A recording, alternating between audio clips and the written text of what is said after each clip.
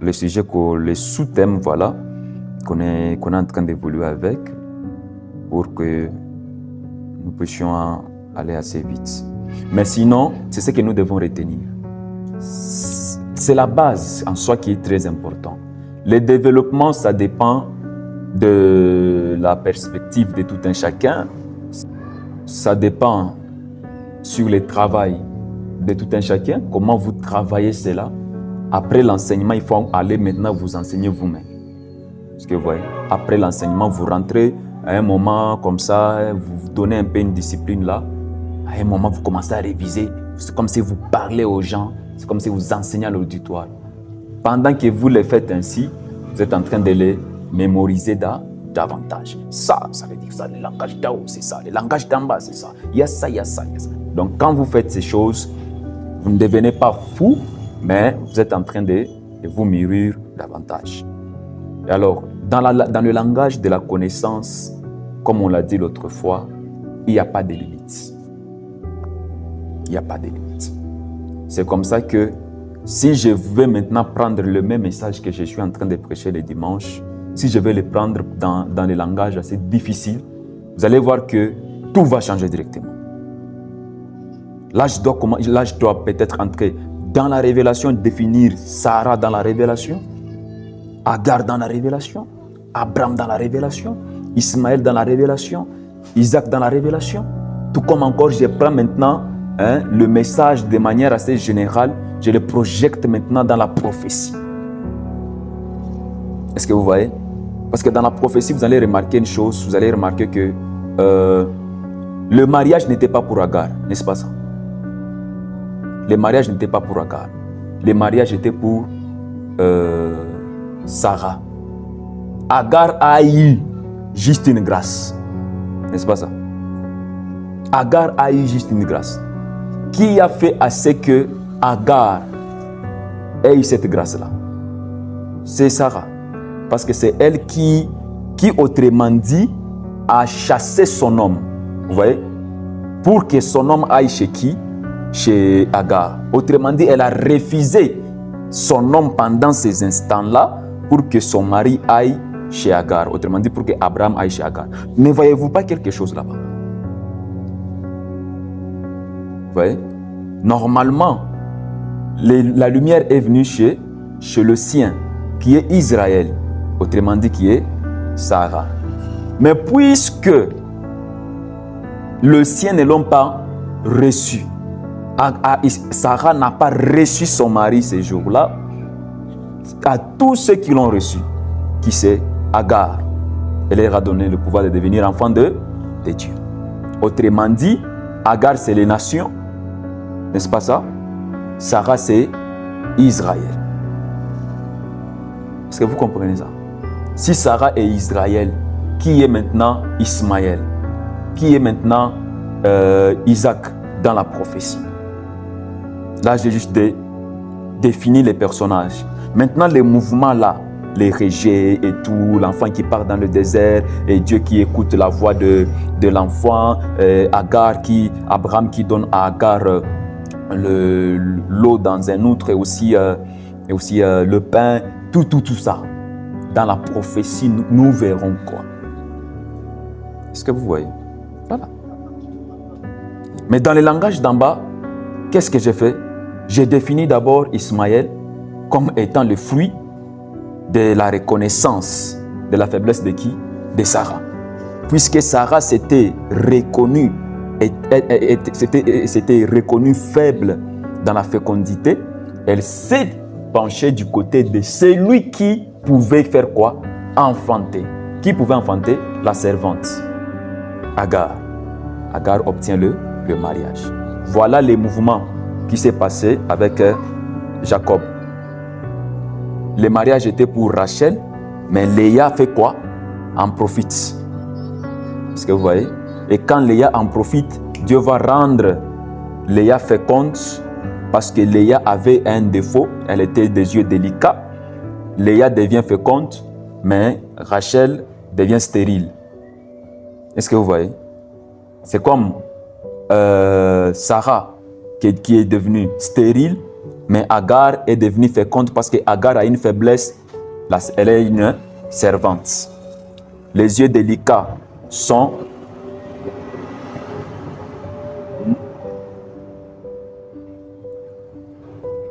les yeux délicats qui étaient comme une défaut chez Léa.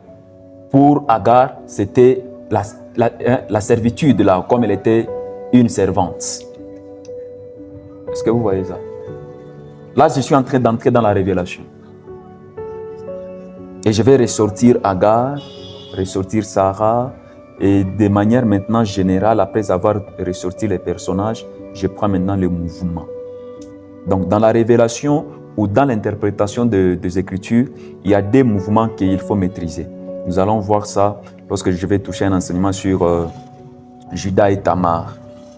Un jour, pendant que j'ai préparé sur l'enseignement sur Judas et Tamar, je l'ai préparé en 3 parties. Toute l'histoire de Judas et de Tamar, comment est-ce que Judas, après la mort de tous ses enfants et tout, Tamar qui a appris par la suite que voilà, son mari s'est dirigé à telle place, elle s'est déguisée, elle a pris les vêtements de prostituée, après elle a remis les vêtements de veuve, après avoir couché avec son beau-père, tout ça. Je l'ai interprété dans 3 volets. Premièrement, la première interprétation était basée sur les personnages. J'ai pris seulement les personnages. J'ai commencé à expliquer les personnages. Dans le deuxième volet, j'ai pris les mouvements. Judas qui descend à Timna. Comparativement aussi à Samson qui descend à Timna. J'ai commencé à prendre juste les personnages, plutôt les mouvements, les déplacements là, tout ça, ça a des sens. Par la suite, dans la 3e volet, j'ai pris maintenant les objets. Les vêtements de veuve, les vêtements de prostituées, les 3 choses que Judas a remis à cette femme et tout. Chaque écriture a toujours des sens. La connaissance n'a pas de limite. Elle est assez longue. Est-ce que vous voyez? Elle est très longue. Donc le même message là, je peux extrapoler avec, aller avec. Vous-même, si vous prenez encore, vous allez aussi prêcher des choses là-bas. Et quand je vous entends, je me dis, pourquoi quand moi j'ai préparé ces messages-là, moi je n'ai pas vu les points ici. Et vous-même, après 5 ans, vous revenez sur le même message. Quand vous voulez encore le prêcher, vous dites, mais qu'est-ce que j'avais prêché là? Quoi ça n'est bien tout canibi? Niveau moi, chini ça. Mais à l'époque, il y a niveau chini. Quoi ni matata? Même moi, il y a des prédications que je n'ai jamais prêchées. Depuis que Biranzo y prépare jusqu'à aujourd'hui, je n'ai jamais prêché ça. Vous voyez? Et si aujourd'hui je reviens sur mes écrits de ces prédications-là, je commence à me condamner. Ah, mais pourquoi j'avais dit ça? Non. Est-ce que j'ai dormi ou je lisais clairement? Ici, c'était ça. Ici. Voilà. Plus le temps passe, plus on évolue aussi. La compréhension change, ainsi de suite. Ce qu'on avait vu hier étant comme une révélation, si je le vois aujourd'hui, pour moi, ça ne devient plus une révélation. C'est une information. J'ai maintenant besoin de révélations dans ces temps-ci. Est-ce que vous me suivez au moins? Alors, c'est ce qu'il faut noter. Voilà, nous allons continuer avec l'enseignement. Notez les sous-points ici. C'est important de commencer à identifier le thème, le chapitre, les points. C'est important. Donc, il faut, après l'enseignement, chacun d'entre nous capte quelque chose et qu'il reste avec des bagages ainsi que des archives. C'est très nécessaire. Alors, notez les sous-points sur lesquels nous allons évoluer aujourd'hui. Nous sommes toujours dans les 4 langages. Les 4 langages qui est le 3e chapitre de notre enseignement. Le premier chapitre, c'était l'exégèse biblique. Nous avons vu comment on peut faire une bonne exégèse. Un exégète doit veiller sur quoi? On a vu tout ça. Le deuxième point, nous allons revenir. Le deuxième chapitre, c'est sur comment préparer une prédication. Là, nous allons poser des bonnes bases sur l'ensemble de tout ça. Prédication, enseignement, exhortation, les principes à respecter dans la prédication, les étapes, les 4 étapes de base de la prédication et tout. Nous allons voir ça. Le troisième chapitre, maintenant, c'est sur les 4 langages. Alors, dans les 4 langages, il y a aussi des sous-points. C'est comme ça, les premiers sous-points dans les 4 langages, c'était les langages. Les langages, c'est ce qu'on a vu la fois passée. Voilà. Ça, c'était les premiers sous-points dans les chapitres de 4 langages. Les premiers sous-points, c'est les langages. Dans le langage, nous avons vu beaucoup de choses. Nous avons commencé par définir les langages. Nous avons vu les types de langages. Nous avons classé, n'est-ce pas? Nous avons classé aussi les langages pour dire que nous avons les 2 langages d'en haut ainsi que 2 langages d'en bas. Nous avons donné le pourquoi de tout ça. Alors, nous allons encore continuer aujourd'hui avec le deuxième sous-point, toujours dans les 4 langages. C'est bon? Alors, les deuxièmes sous-points, nous l'écrivons, c'est sur la typologie des 4 langages. Ici, je serai beaucoup plus dans les explications, mais c'est très nécessaire que vous puissiez noter le point essentiel.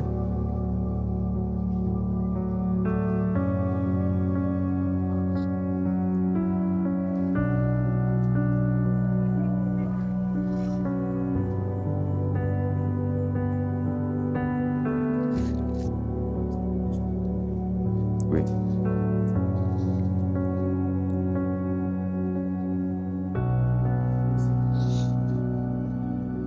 Ok. Après la typologie des 4 langages, nous allons voir maintenant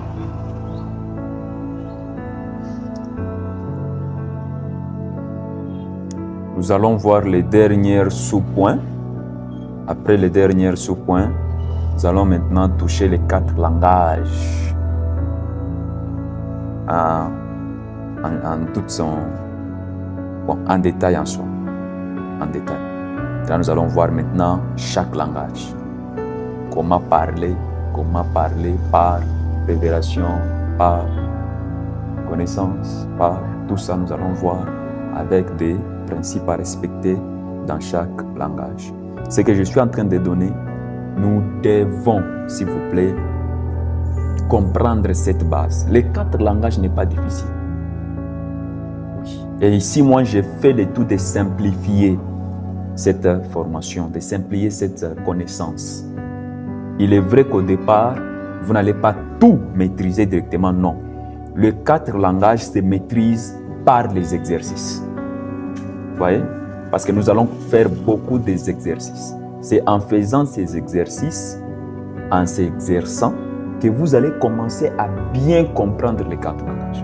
Jusque-là, nous sommes encore dans la théorie. Voilà. Il n'y a pas de pratique sans théorie. Si vous comprenez bien cette théorie, nous allons faire une bonne pratique. Alors, maîtrisez bien ces choses. Tout ce que nous avons commencé à voir. Là où il y a les lacunes, les difficultés, poser des questions, là où vous avez confondu, là où vous avez mal compris, pour que cette théorie trouve place. C'est sur base de cette théorie que nous allons pratiquer. Est-ce que vous voyez? Nous allons prendre beaucoup d'exercices. C'est sur base de cette théorie. Et maintenant, il est important de comprendre aussi ce que nous donnons comme théorie. Voilà, la typologie des 4 langages, nous allons voir les types. Nous allons catégoriser les 4 langages par rapport à certaines choses que nous allons découvrir. Si vous vous souvenez, la fois passée, j'ai introduit, d'ailleurs sur la typologie, peut-être que vous n'avez pas tiré attention. La fois passée, nous avons parlé sur 4 directions, n'est-ce pas? Comparativement à Job chapitre 11, les versets 7 à 9. Nous avons parlé de la longueur, selon Job, qui est la terre, la largeur, qui est la mer, la hauteur, qui est les cieux, les profondeurs, qui est le séjour des morts. Alors, nous avons placé, n'est-ce pas, chaque langage par rapport à ces 4 directions. C'est ça, ce que nous allons approfondir. Voilà. Nous commençons avec la révélation. Vous notez? La révélation égale.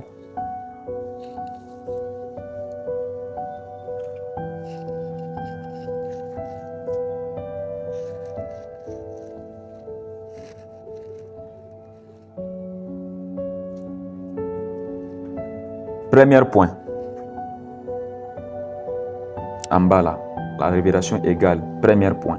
Mettez seulement point comme ça. Premier point. Premier point, Léa. Mettez l'une des 4 femmes de Jacob.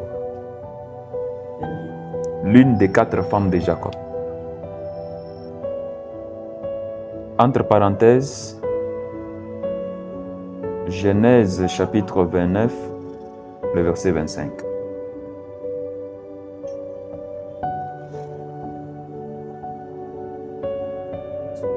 « 29, 25.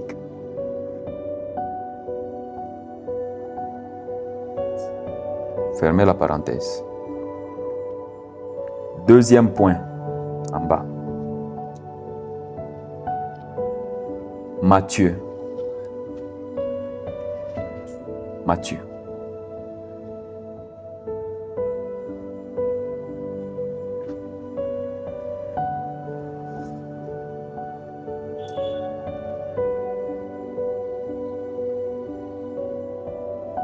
Deux points.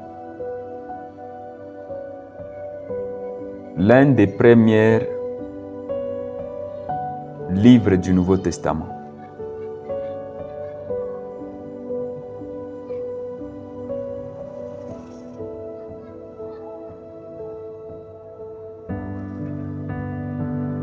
Je vais maintenant revenir avec les explications, hein, qu'on note d'abord pour gagner le temps. Après, je reviens avec les explications. Livre du Nouveau Testament.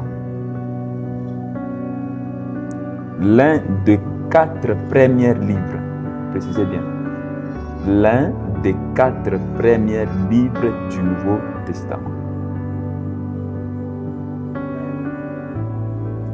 Deuxième point. Troisième point, voilà. Troisième point, vous écrivez Lion. Lion. Entre parenthèses, Apocalypse 4, 7. Apocalypse abrégé seulement AP. AP 4, le verset 7. 4, le verset 7. Fermez la parenthèse. Okay. Quatrième point. Couleur pourpre.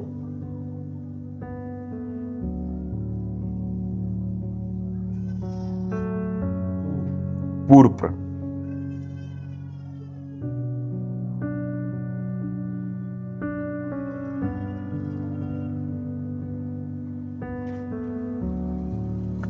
Deux points. L'une des 4 couleurs du tabernacle.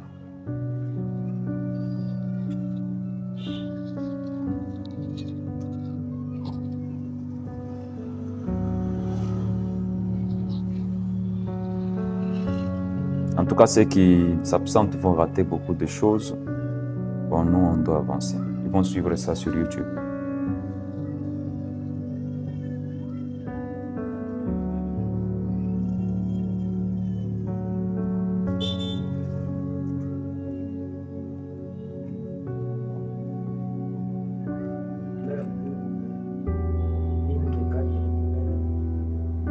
entre parenthèses, Exode 26, 1.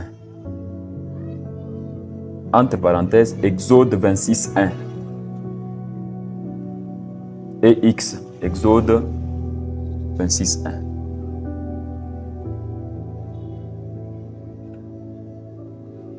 Quatrième point, plutôt cinquième point, profondeur. C'est ce qu'on a vu la fois passée, non?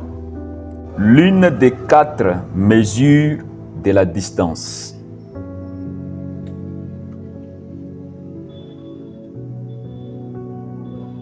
Entre parenthèses, Job 11, 8.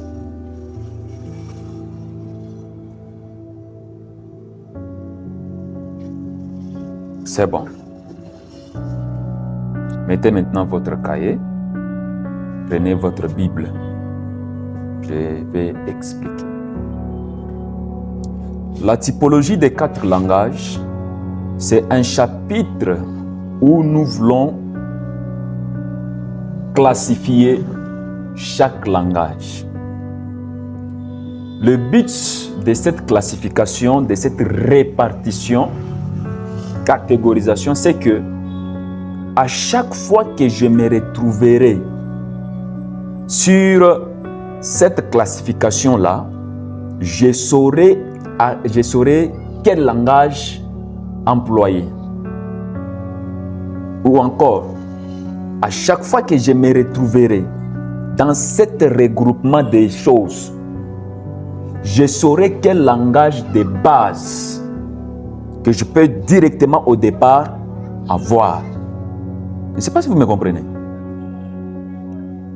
Comme nous venons de classifier la révélation, nous avons dit que dans la révélation, Léa égale la révélation. Il est l'image de la révélation. Matthieu est l'image de la révélation. La couleur pourpre est l'image de la révélation. La profondeur est l'image de la révélation. Les lions est l'image de la révélation. Pourquoi nous avons classifié ainsi? Lorsque moi maintenant, dans ma préparation, dans mon exposé, dans ma synthèse, si je me retrouve directement sur une classification qui tombe parmi ces 5 éléments, je sais déjà que ici, le langage à privilégier, c'est quoi? C'est la révélation. Parce que je vois déjà les indices de la révélation. Est-ce que vous comprenez? C'est comme ça que nous avons pris Léa comme étant le langage de la révélation. Nous avons dit par Léa, l'une des 4 femmes de Jacob. Prenons Genèse chapitre 9, le verset 25.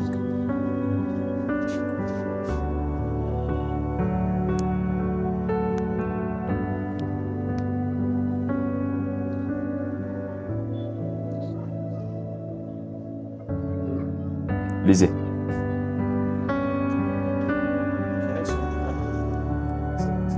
« 29.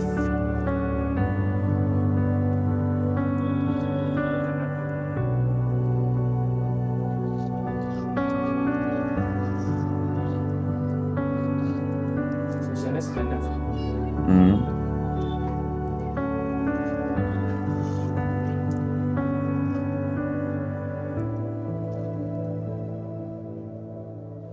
« 29, 25. Genèse 29, 25.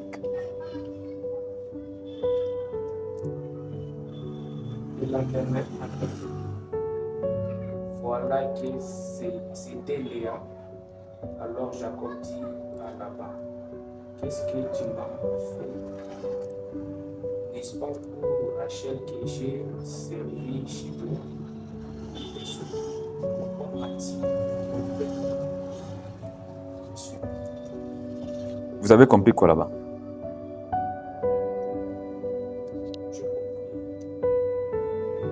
Jacob dit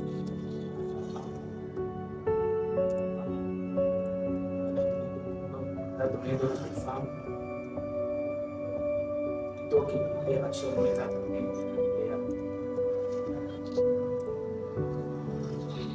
Le problème est que cette écriture vient confirmer que réellement, Léa est l'une des femmes de Jacob. N'est-ce pas? Voilà. Jacob avait 4 femmes.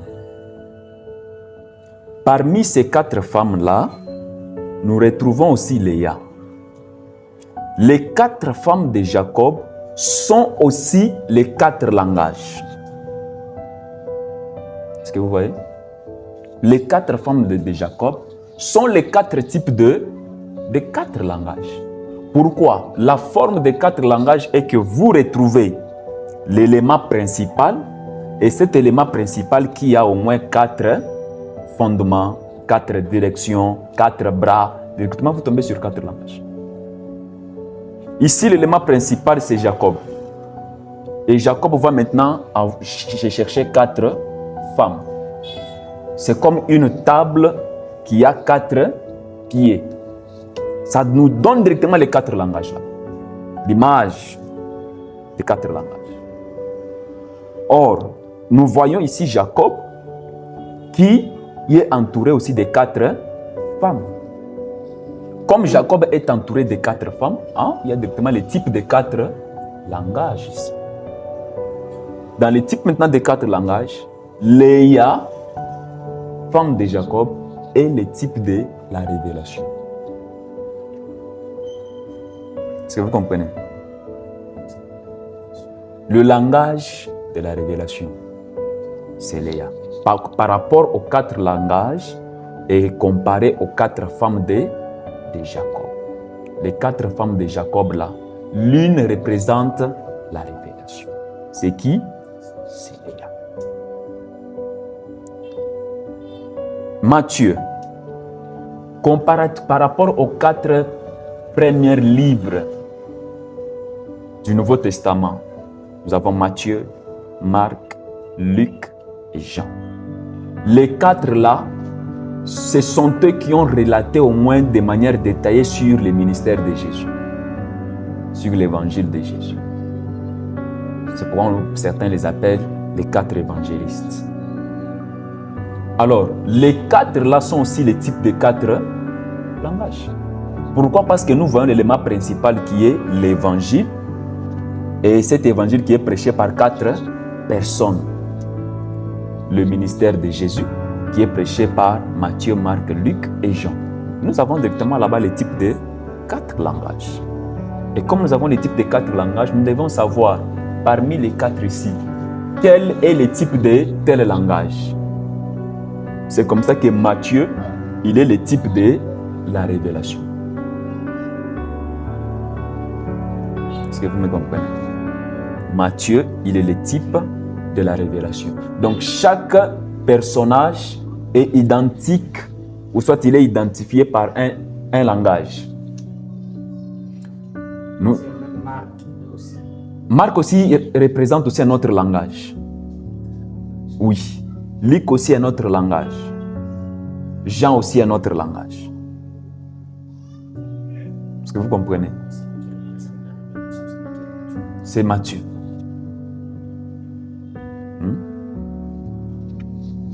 Par rapport aux 4 êtres vivants, dans Apocalypse 4, le verset 7, lorsque vous lisez, vous allez comprendre que le trône est là, mais le trône est entouré de 4 êtres vivants. Un jour, je parlerai sur le positionnement du trône. Le trône, dans Ésaïe, quand vous prenez Ésaïe 6, vous allez voir qu'on nous parle des séraphins. Les séraphins qui sont en dessous de celui qui est assis sur le trône, c'est-à-dire qui transporte le trône. Non, qui sont au-dessus de celui qui est assis sur le trône. Autrement dit, celui qui est assis sur le trône, c'est Dieu, mais les séraphins, ils sont au-dessus de Dieu. Est-ce que quelqu'un peut être au-dessus de Dieu? Non. Mais là, c'est ça la représentation qui est donnée là-bas. Ils sont au-dessus de celui qui est assis sur le trône. nul ne peut être au-dessus des dieux. N'est-ce pas ça? Mais pourquoi là-bas, dans Isaïe 6, les séraphins sont au-dessus de celui qui est assis sur le trône? Et là, ils ont chacun 6 ailes. Quand vous ouvrez Ézéchiel chapitre 1, là, on les appelle les 4 animaux. Et les 4 animaux, là-bas, leur positionnement, ils sont en dessous de celui qui est assis sur le trône. Ils transportent les trônes. Ils présentent les trônes. Vous voyez? Et là-bas, ils ont 4 ailes. Au lieu d'en avoir 6, ils en ont 4. Pourquoi là-bas, ils ont 4 ailes? Et pourquoi on les appelle les 4 animaux? Maintenant, dans Apocalypse 4, on les appelle les 4 êtres vivants. Ils sont maintenant autour du trône. Ils font la sécurité du trône. Le trône est entouré de 4 êtres vivants.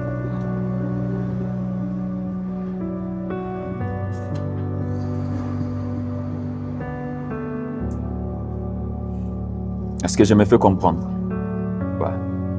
Le trône qui est entouré de 4 êtres vivants et aussi les types de 4 langages. Parce que nous avons le trône qui est entouré de 4 êtres vivants. Parmi les 4 êtres vivants, l'être vivant qui est à la face du lion, il est l'image de qui? De la révélation. Par rapport aux 4 langages, il est l'image de la révélation. Je me fais comprendre. Comparativement aux couleurs, nous avons donné Exode 26, 1. Il faut lire toutes ces écritures-là. Par rapport aux couleurs, nous avons dit que la couleur pourpre, qui est la couleur royale, les lions qui est l'image de la royauté, Matthieu qui est incarné de la royauté, Léa la royauté, tout ça nous allons voir. La couleur pourpre, l'une des 4 couleurs du tabernacle. Le tabernacle que Moïse avait construit, ce tabernacle avait 4 couleurs. Les 4 couleurs du tabernacle. Vous voyez comment est-ce qu'avec les 4 langages, nous voyageons des Genèse Apocalypse. Les 4 langages, dès que vous les maîtrisez, vous les mémorisez, vous vous perfectionnerez. Vous allez prêcher la Bible comme ça.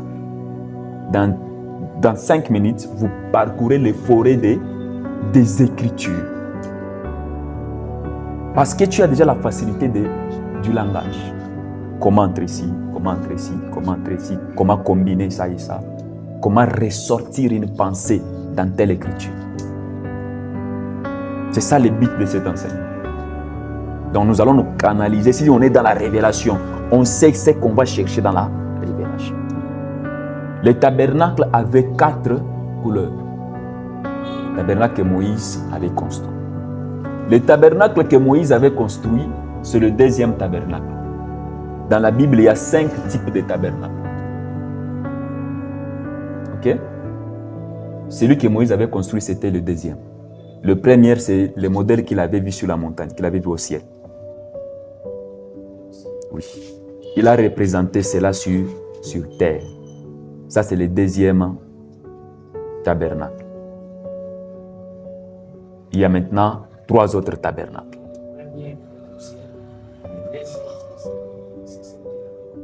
Oui. Il y a le 3e. Il y a le 4e. Il y a le 5e. Nous allons voir tout ça. Nous allons voir le tabernacle de David. Nous allons voir le tabernacle le tabernacle de Job. Nous allons voir le tabernacle de Christ. Nous allons voir tout ça. Voilà.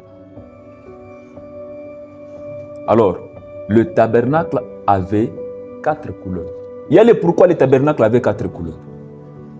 Dans les 4 couleurs, nous retrouvons la couleur pourpre, qui est la couleur royale. Le pourpre représente la royauté, le pouvoir, tel que les lions aussi représentent la royauté. tel que Matthieu représente la royauté. Ainsi de suite. Maintenant, dans le langage de la... Par rapport aux 4 langages, la couleur pourpre symbolise la révélation. Donc, si je suis dans cette catégorisation que nous venons de faire, dans mon exposé, dans ma lecture, je tombe sur ces éléments. Je sais déjà à quoi je peux tirer attention. Nous avons le 5e élément, c'était la profondeur. L'une des 4 mesures de distance par rapport à Job, chapitre 11, verset 8. Ça, on l'avait vu l'autre fois. Voilà. La profondeur, parce que nous devons creuser davantage. Comme la Bible dit que la gloire de Dieu, c'est de cacher les choses. Celle des rois, c'est de sonder. Donc, les rois, ce sont les ministres, les prédicateurs qui doivent sonder dans les Écritures. Les Écritures, on les sonde. On creuse pour aller avoir une pensée plus profonde. Alors, la couleur pourpre, comme la profondeur, représente le langage de la révélation. Dans mon exposé, je prépare mon message, quelqu'un prêche, et quand je prépare la prédication ou les thèmes qu'on nous a donnés, ça tombe sur ces éléments. Ça tombe sur l'histoire d'Élia, ça tombe sur l'histoire du tabernacle, ça tombe sur la profondeur, ça tombe sur Matthieu. Je suis dans le livre de Matthieu, par exemple. Je me dis déjà que quand je suis dans le livre de Matthieu, le langage à privilégier, c'est quoi? C'est la révélation. Parce que Matthieu est égal à la révélation. Comme Matthieu est égal à la révélation, c'est qu'ici, je dois ressortir des révélations. Par rapport aux 4 langages, le langage que je dois privilégier beaucoup plus ici, de base, c'est la révélation. Donc vous ne pouvez pas tomber sur l'écriture de Matthieu et que vous ne ressortez pas avec une révélation. Vous ne pouvez pas tomber sur l'histoire de Léa et que vous ne ressortez pas avec une révélation. Vous ne pouvez pas tomber sur, parmi les 4 êtres vivants, vous ne pouvez pas tomber sur les lions. Vous parcourez l'histoire des lions, Samson qui a tué les lions et tout ça, et vous ne ressortez pas avec une révélation. C'est que vous n'avez pas bien compris. Chaque langage a ses éléments de base. C'est ce que nous sommes en train de placer. Chaque langage a ses éléments de base et chaque langage a maintenant ses principes à respecter. Si vous respectez les éléments de base, vous les comprenez, vous les respectez. Vous respectez aussi les règlements, les principes de ces langages-là. C'est bon déjà. Parce que quand vous faites votre exposé, déjà vous vous dites, comme je suis dans tel langage, il y a des éléments de base de tel langage. Allons-y chercher les éléments de base. J'ai devant moi une écriture. J'ai devant moi un thème. Bon, je ne sais pas comment est-ce que je vais employer, je vais positionner, n'est-ce pas, les 4 langages là-bas. Je ne sais pas comment je vais les positionner sur base de cette histoire-là qu'on vient de me relater, de cette histoire que je viens de lire, de ces thèmes qu'on vient de me donner. C'est simple.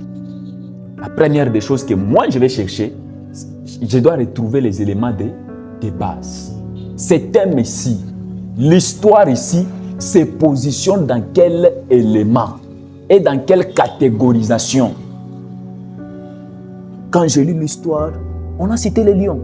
Ah, les lions, c'est la révélation. Est-ce que vous voyez?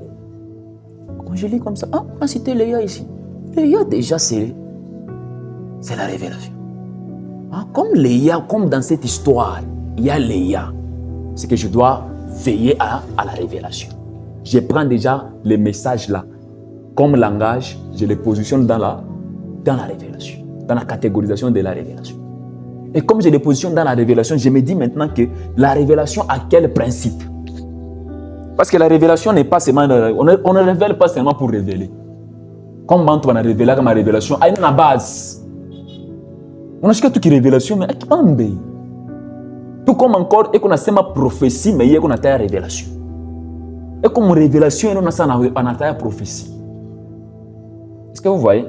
Je dois maintenant chercher les principes qui marchent avec la révélation.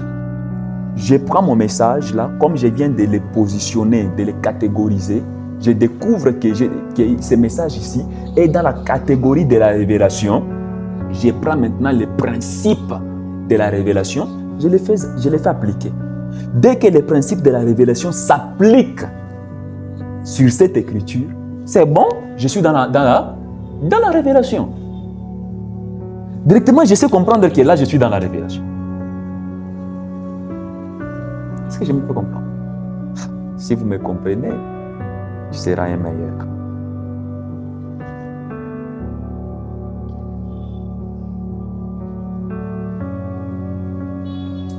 Question? Question? Vas-y.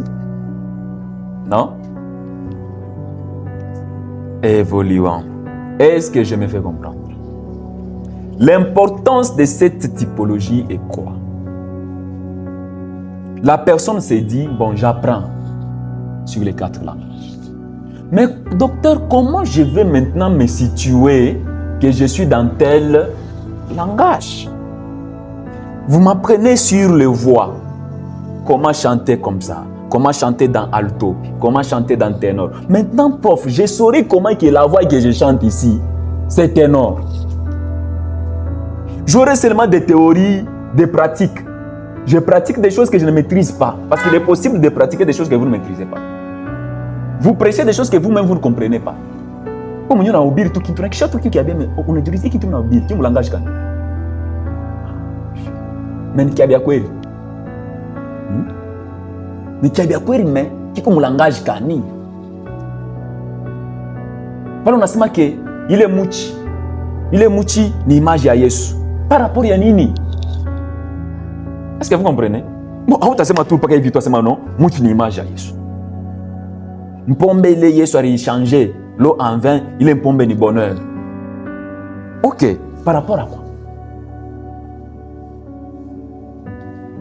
Vous êtes dans quel langage quand vous dites qu'il est mpombe ni bonheur? Vous êtes dans quel langage? Est-ce que vous comprenez? Ça va les 4 langages vont vous éclaircir, vous élucider. Vous n'allez pas prêcher des choses que vous-même vous ne connaissez pas. Vous n'allez pas donner des arguments sur lesquels Amouna a fondement. C'est en soi ça l'importance des 4 langages. On ne peut pas dire du n'importe quoi. Chaque chose, moi aujourd'hui là, chaque chose que je prêche, si tu me poses la question sur chaque chose, j'ai une réponse. Donc je ne peux pas me lever d'un bon matin et dire que Léa c'est la révélation. Léa c'est la révélation. Pourquoi? Comment? Pourquoi pas Rachel c'est la révélation, mais seulement Léa c'est la révélation. Pourquoi pas Luc égale la révélation, seulement Matthieu qui est la révélation. Nous allons voir ça. Je ne peux pas prêcher des choses sur lesquelles je n'ai pas de réponse. Parce qu'aujourd'hui, il est possible de prêcher des choses sur lesquelles on n'a pas de réponse. J'ai entendu seulement Pasteur Marcelo a prêché. Comme je fais confiance à Pasteur Marcelo, moi aussi je prends cette chose-là. Maintenant, je trouvais que ce malais, il a bobolé les révélations. J'ai entendu seulement le docteur Seth qui a prêché une chose. Il a dit que l'adoration est liée. Hein? Qu'est-ce que j'avais dit? J'avais dit l'adoration est liée dans l'alliance. On ne peut pas adorer Dieu si on n'est pas dans l'alliance avec Dieu. On a fait que son balai s'appelle, on a bir na we bor, on a bobo là il est mort. Ne peut adorer le Père, c'est seulement celui qui est dans l'alliance du Père. Un frère n'a pas un frère. J'ai une question. Bishop Kiyaga. Un monsieur là, j'ai une question. Pourquoi vous avez dit qu'il ne peut adorer Dieu? C'est seulement celui qui est dans l'alliance, car l'adoration est liée dans l'alliance.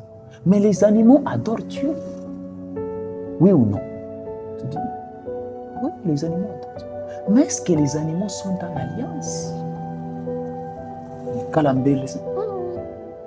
Frère, pas chacun a raison. Hein? Apparemment, ses frères doivent avoir raison.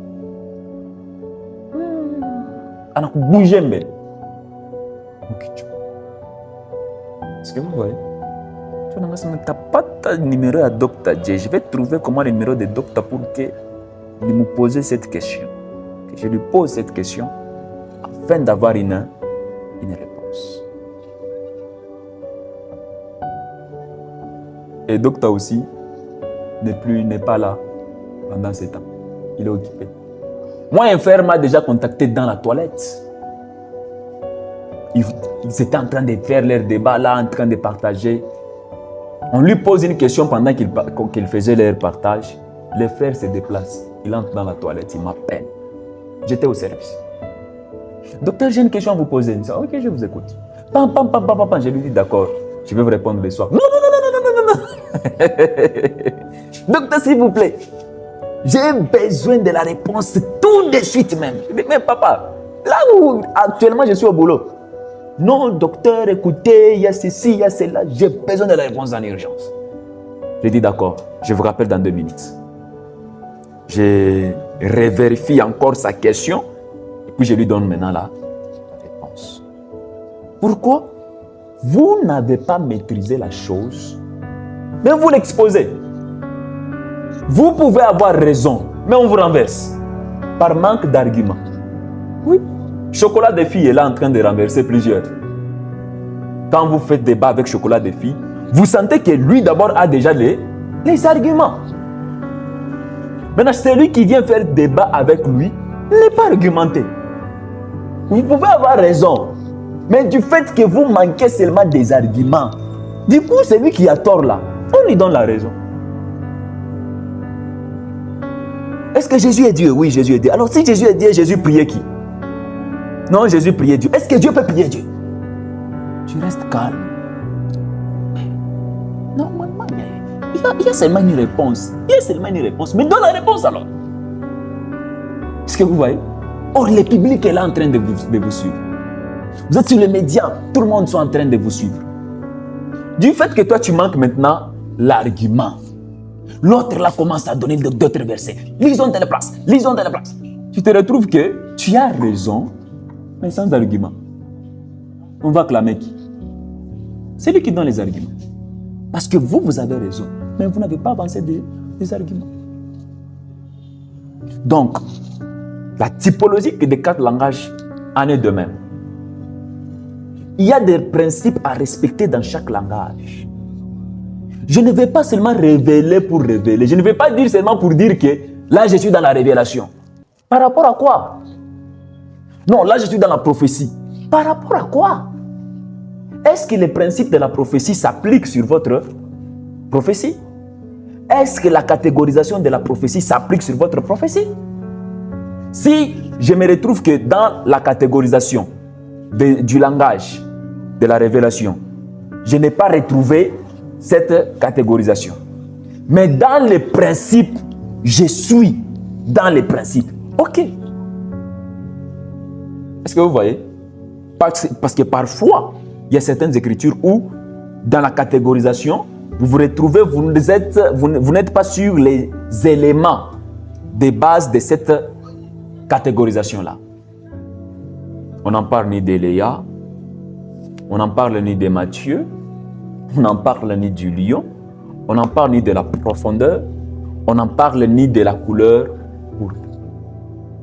Parce que nous allons voir comment harmoniser toutes ces choses ici. Nous allons étudier un chapitre, un sous-point qui va nous permettre de bien harmoniser ces choses pour qu'on ne se complique pas. Est-ce que vous voyez un peu? Alors je me retrouve là où tous ces points ne sont pas énumérés. Je suis peut-être dans Isaïe où on n'en parle pas de toutes ces choses. Maintenant, qu'est-ce que je vais faire? Du fait que dans la catégorisation, je ne me retrouve pas, je cherche les principes.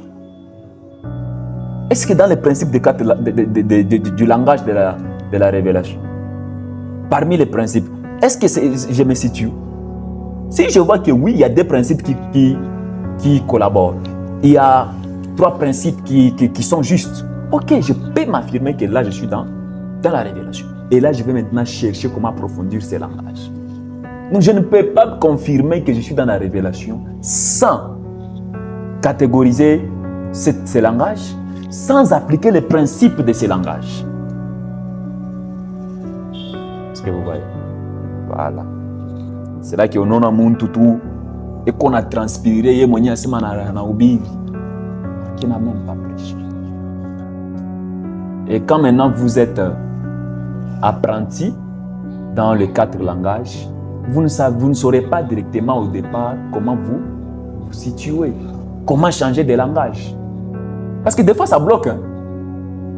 Des fois ça bloque. Tu es en train de prêcher comme ça, mais tu sens que je dois un peu parler autre chose. Toi-même, tu sais que si seulement cette écriture, je donne à quelqu'un d'autre, il va ouvrir des choses. Mais comment moi aussi je vais ouvrir des choses ici?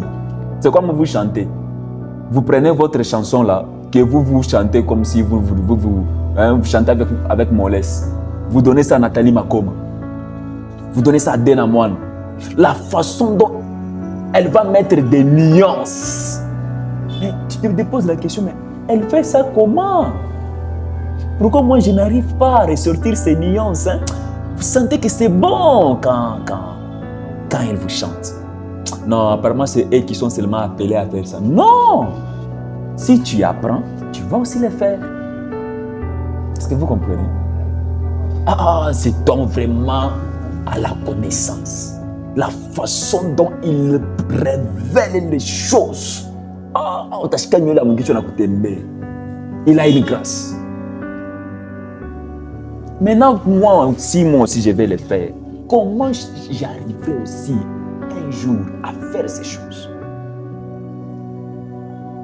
Est-ce que vous comprenez? Voilà l'importance des 4 langages. Les 4 langages vont nous permettre à canaliser ces choses.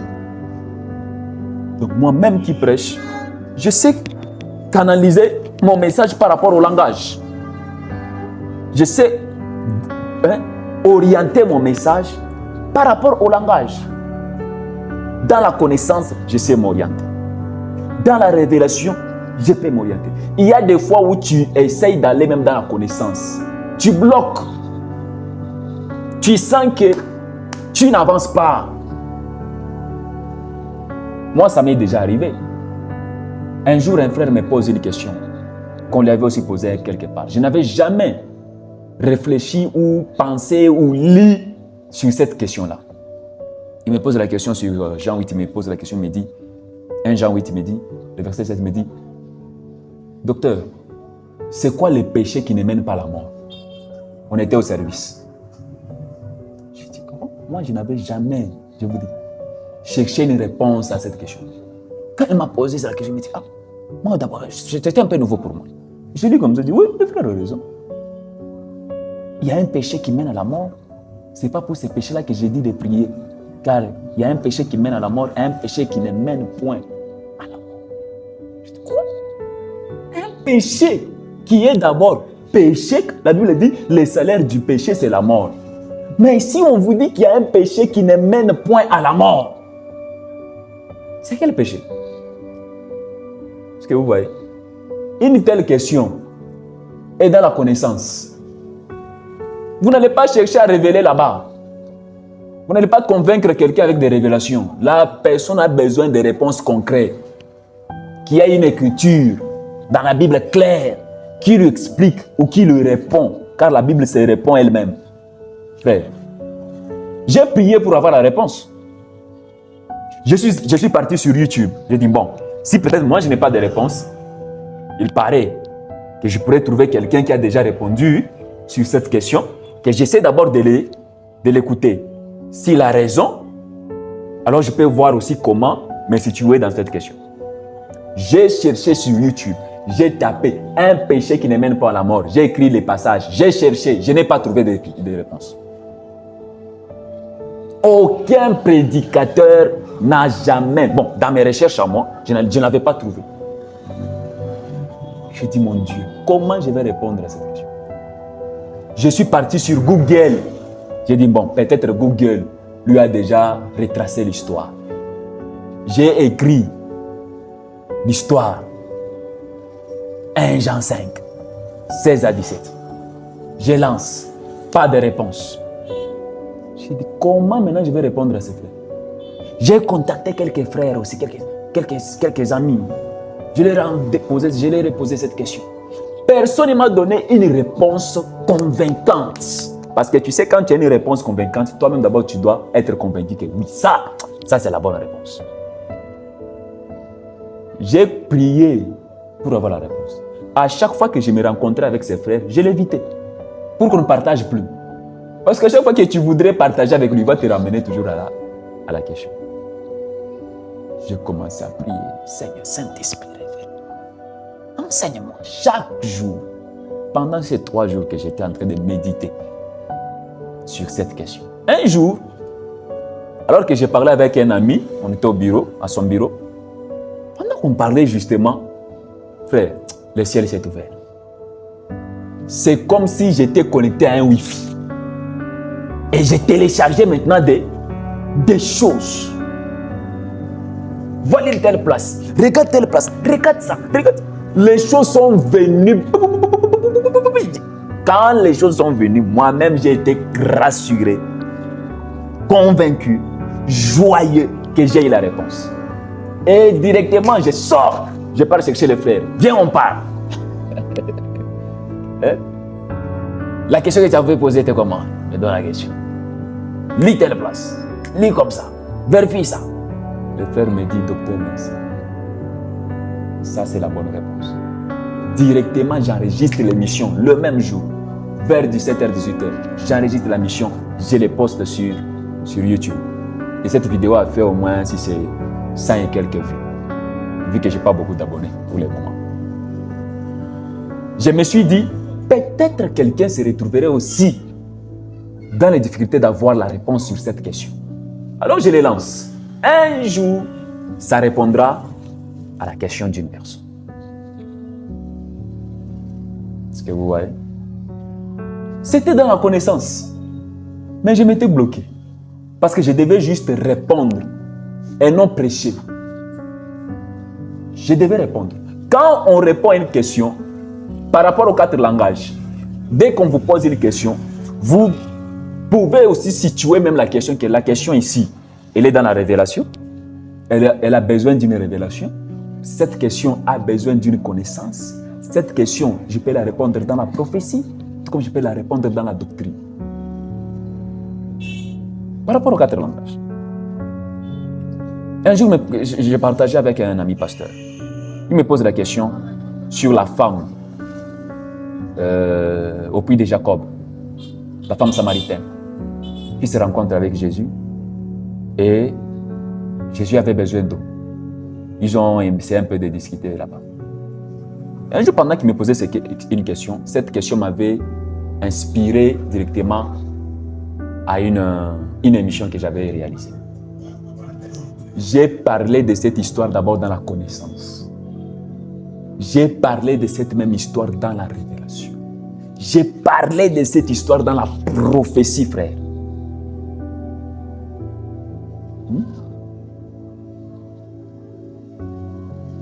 Le problème, c'est de respecter seulement les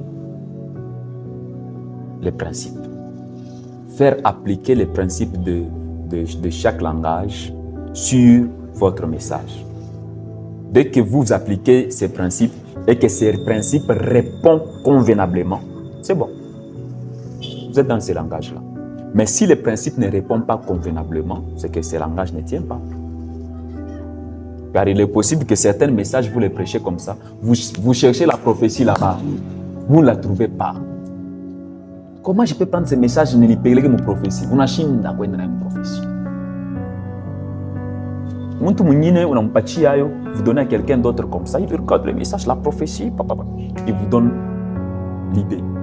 Dans la prophétie, regardez tel élément, regardez tel élément, regardez tel élément. Dans les 4 langages, se maîtrise par les exercices. Écouter les autres, s'exercer, prendre les messages, les travailler dans les langages. Toi-même, tu essaies de les travailler dans la connaissance. Toi-même, tu prends l'écriture, tu essaies de travailler cette écriture-là. Ainsi de suite. Il y a une question?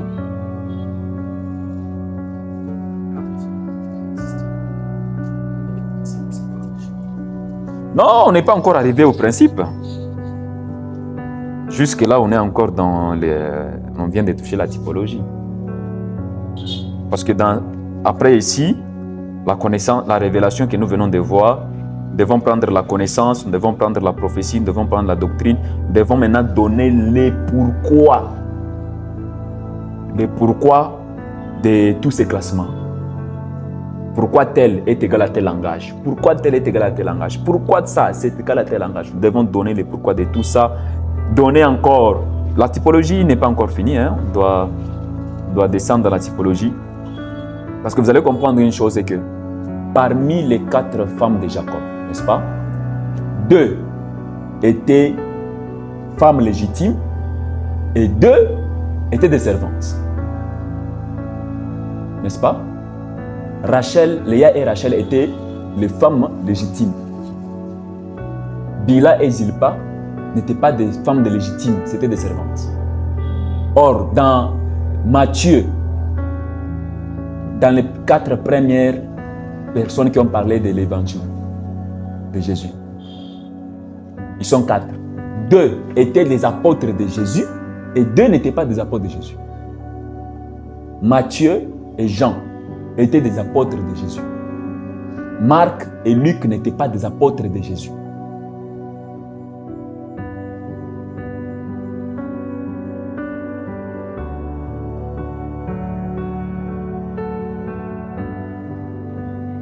Est-ce que vous voyez? Parmi les 4 femmes de Jacob, une était la femme la plus aimée. C'est qui? Rachel. Parmi les 4 personnages aussi, les 4 personnes qui ont parlé de l'évangile, un était l'apôtre le plus aimé de Jésus. C'est qui? Jean. Parmi aussi les 4 langages, il y a des langages d'en haut, c'est-à-dire les 2 femmes légitimes, des langages d'en bas. La révélation, la prophétie. Dans la révélation, la prophétie, il y a aussi les langages que Dieu aime le plus. C'est quel langage?